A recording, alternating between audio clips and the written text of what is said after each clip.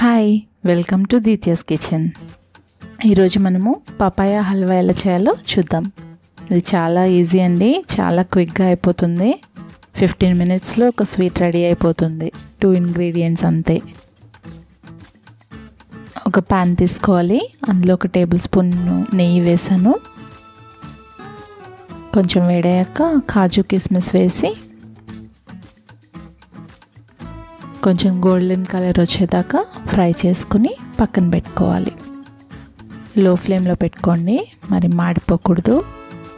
మంచి కలర్ వచ్చాక తీసి పక్కన పెట్టేసేయండి.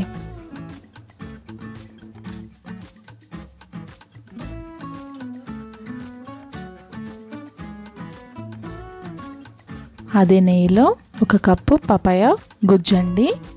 ఒక పపాయ తీసుకుని దాన్ని మిక్సీలో వేసి బ్లెండ్ చేసేసాను. వేసిన గుజ్జు 1 కప్పు.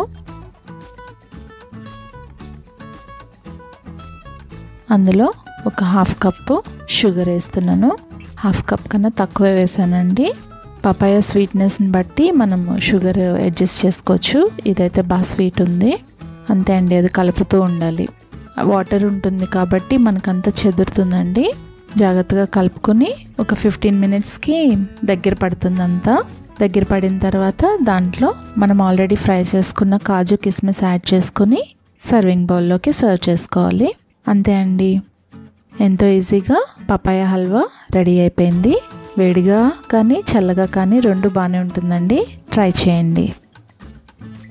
ఈ వీడియో కనుక మీకు నచ్చినట్లయితే please subscribe to our channel Deethya's kitchen.